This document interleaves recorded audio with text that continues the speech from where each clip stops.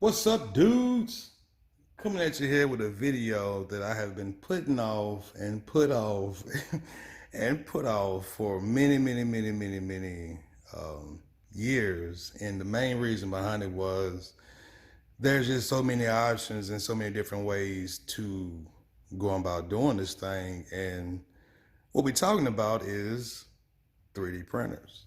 Um, Seen Paul Webb video. Also, Vernon did a little bit of a video about 3D printing and stuff. So that kind of inspired me to go ahead and do it. And really, the only thing I can say is that there really is. There's a lot of good printers out there on the market.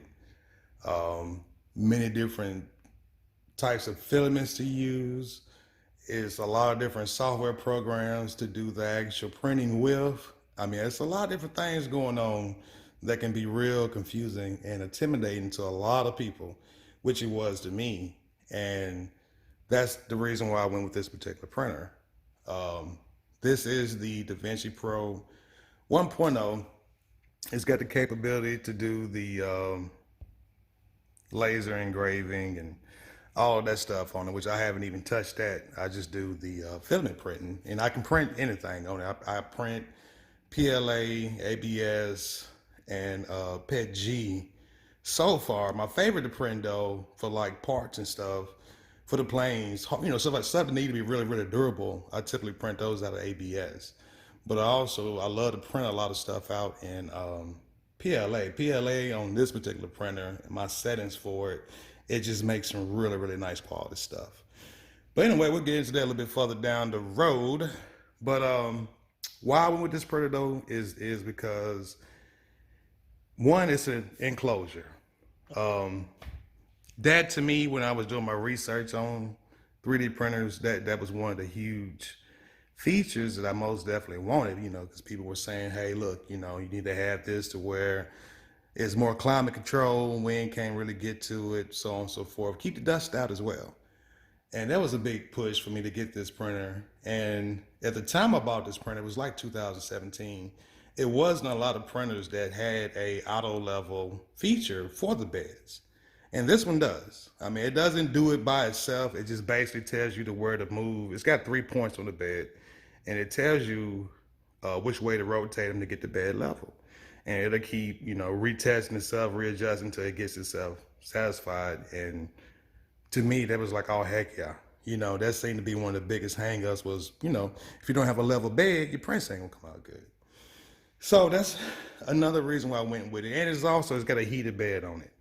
Most definitely. If you do get a printer, get one with the capabilities of a heated bed. This one goes up to 90, but you will want something that get actually a little bit hotter than that. But 90 will get you by. But anyway, that's really all I can say, because it's such a deep topic as far as what software to use and all that stuff. We can talk for days about that. And I can tell you one way that would be completely different than somebody else's, but we still getting the same result. So we're going to try to. So yeah, we're going to keep this video here real simple and hope this video help you guys. Again though, with the DaVinci Pro printer, I bought it because I knew it would get me going very easily. It's had a warranty on it.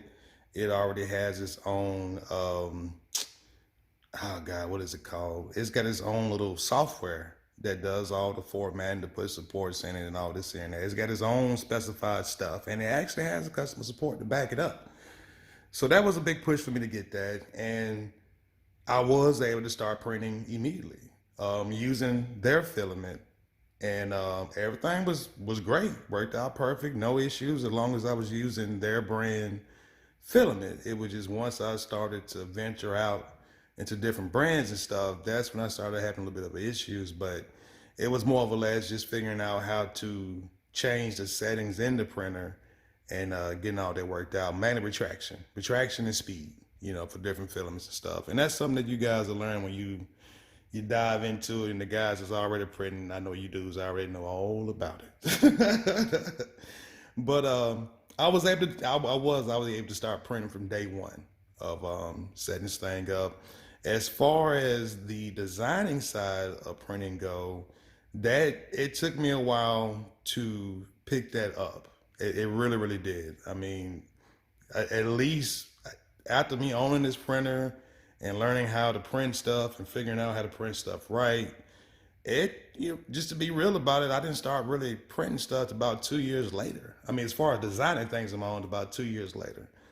And that was a major learning curve. But what was thrown at me was Fusion 360. And it was like, oh my God, what in the world? I can't even draw a line in this thing, man. And I couldn't. I mean, I played around with it for about a week or so, and it really discouraged me. And I started doing some searching online and talking to my buddy, FPV Bandit and stuff. And he was like, use Tinkercad, try it out. And Tinkercad, as simple as it is, if you guys are familiar with it, you're just taking shapes and morphing them and changing them into different shapes. And, that's how you come out with stuff with it. And it's so simple, but it's really a very powerful tool. But with playing around with Tinkercad is how I started doing all this stuff. And everything for the planes, the pan and tips and stuff, to where I wouldn't say I have mastered Tinkercad, but I'm at the point now to where anything that can pop up in my head to be able to print, I can just about design it and do it, no matter what it is, just about. And that was just trial and error. I'm not super computer savvy. I didn't take no technical classes on computer or anything like that. I would feel like I'm maybe a little bit above average computer guy, but I was able to do it. And I mean, excuse my mess here. It's horrible. I haven't did any kind of dust and stuff. But some of these things is that I literally took just straight off of Thingiverse or Yagi. And some of these are redesigns of those things. And some of these things you're about to see are just completely scratched. But yeah, crossbows, helicopters, you name it. I mean, just so many different things that I print. And for me, this was just a test ground, trying my skills, trying different things, and it developed. You just started growing with it. And what I started doing was, for the ladies in my family, I make what's called a secret family lockbox. And it comes with some cool names on it, designs and so on and forth. But anyway, here's a couple of these lids.